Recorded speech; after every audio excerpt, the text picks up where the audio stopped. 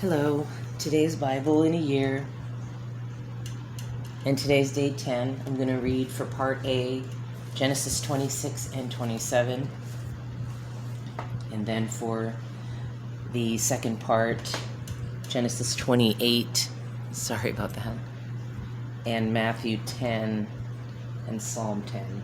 Well, it'll actually be Psalm 10 and then Matthew 10.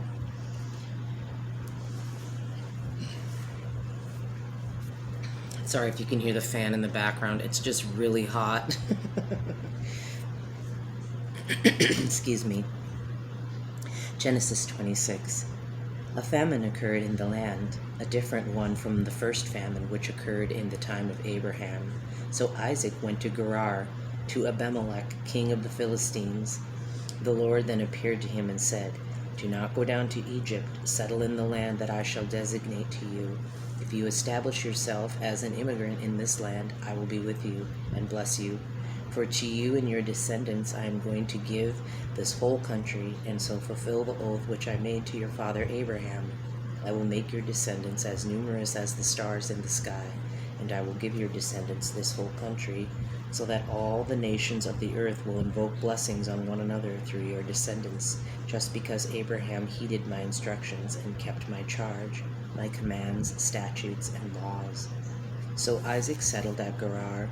When the men of the place asked him about his wife, he said, "She is my sister," for he was afraid to say, "She is my wife," lest the men of the place should slay him for the sake of Rebekah, because she was good-looking.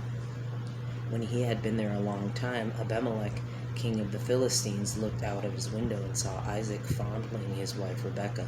So Abimelech summoned Isaac and said, So she really is your wife? Then why did you say she is my sister?" "I said so that I might not lose my life through her," Isaac said to him. "What a way to treat us," said Abimelech. "One of my people might easily have lain with your wife, and then you would have brought guilt on us." So Abimelech warned all his people, "Anyone laying hands on this man or his wife shall be put to death." Isaac sowed a crop in the land, and he obtained that year 100 measures of barley. The Lord blessed him so that the man grew rich, and kept on growing richer and richer until he became very rich indeed. He had flocks of sheep and herds of cattle, and so many work animals that the Philistines vented their spite on him. All the wells which his father's slaves had dug in the time of his father Abraham, the Philistines stopped up and filled with dirt. Accordingly, when Abimelech said to Isaac, "Leave our midst, for you are too powerful for us," Isaac left there, and camping in the valley of Gerar, he settled there. Isaac then reopened the wells which had been dug in the time of his father Abraham, but which the Philistines had stopped up after Abraham's death, and he gave them the same names as his father had given them. But when Isaac's slaves dug in the valley and found a well of running water, the shepherds of Gerar got into a dispute with Isaac's shepherds, saying, "The water is ours." Hence the name of the well came to be called Esek, trouble, because they got into trouble with him. Then they dug another well, but they got into a dispute over that too. So its name came to be called Sitnah, hostility. Moving from there, he dug another well, and there was no dispute over this, so he called its name Rehoboth, room, saying, "At least the Lord has made room for us, so that we shall become numerous in the land." From there he went up to Beersheba, and that very night the Lord appeared to him, saying, "I am the God of your father Abraham. Do not be afraid, for I am with you. I will bless you and make your descendants numerous for the sake of my servant Abraham." So Isaac built an altar there and called upon the name of the Lord. He pitched his tent there, and there also his slaves dug a well. Then Abimelech came to him from Gerar with Ahuzzath, one of his ministers, and Phicol, the general of his army. Isaac said to them, "Why have you come to me, seeing that you hate me and drove me from your midst? We see very clearly that the Lord is with you, so we make this proposal. Let there be an oath between us, between ourselves and you. Let us reach an agreement with you that you will do us no harm, since we did not hurt you, but only did you good, and let you go amicably. You are indeed the blessed of the Lord." Thereupon he made a feast for them, at which they ate and drank. Rising early next morning, they took oath with each other, and then Isaac let them go, and they departed from him on friendly terms. It was that same day that Isaac's slaves came and told him about the well they had dug. We have found water, they told him, so he called it Sheba, oath. That is why the name of the city is Beersheba, the well of the oath, to this day. When Esau was 40 years old, he married Judith, the daughter of Beri the Hittite, and Basemath, the daughter of Elon the Hittite, and they were a source of distress to Isaac and Rebekah. One day when Isaac had become old and his eyes so dim that he could not see, he called his older son Esau. "My son," he said to him. "Here I am," he replied.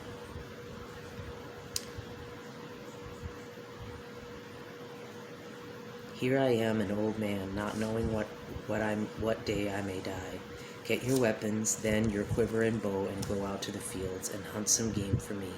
Then make me a tasty dish such as I like, and bring it to me to eat, that I may give you my blessing before I die." Now Rebekah was listening when Isaac spoke to his son Esau. So when Esau went off to the fields to hunt game for his father, Rebekah said to her son Jacob, "Just as I have heard your father say to your brother Esau, bring me some game and make me a tasty dish to eat, that I may bless you before the Lord before I die. Now then, my son, obey me in the charge that I give you. Go to the flock and get 2 fat kids for me there, that I may make them into a tasty dish for your father, such as he likes. Then you shall take it to your father to eat, that he may bless you before he dies." But Jacob said to his mother Rebekah, "Ah, but my brother Esau is a hairy man, while I am smooth. Suppose my father were to feel me, I should look like an impious person to him and bring a curse on myself and not a blessing." "Let any curse for you, my son, fall on me," his mother replied. "Only obey me and go out and get them for me." So he went out and got them and brought them to his mother. His mother then made a tasty dish such as his father liked, and taking the best clothes of her older son Esau, which she had in the house, Rebekah dressed her younger son Jacob in them. She put the skins of the kids on his hands and on the smooth parts of his neck, and submitted the tasty dish and bread which she had made into the hands of her son Jacob. And then he went in to his father and said, "Father." "Yes," he said. "Who are you, my son?" Jacob said to his father, "I am Esau, your firstborn. I have done as you told me. Now sit up and eat once more of my game, that you may give me your blessing." But Isaac said to his son, "However did you come to find it so quickly, my son?" "Because the Lord your God brought it in my path," he said. Isaac then said to Jacob, "Come up close, that I may feel you, my son, to see whether you are really my son Esau or not." So Jacob went up to his father Isaac, who felt him, and said, "The voice is Jacob's voice, but the hands are those of Esau." Hence he did not detect him, because his hands were hairy like those of his brother Esau. So he blessed him. "Are you really my son Esau?" he said. "I am," he replied. So he said, "Bring me some of your game to eat, my son, that I may give you my blessing." So he brought it to him, and he ate. He also brought him wine, and he drank.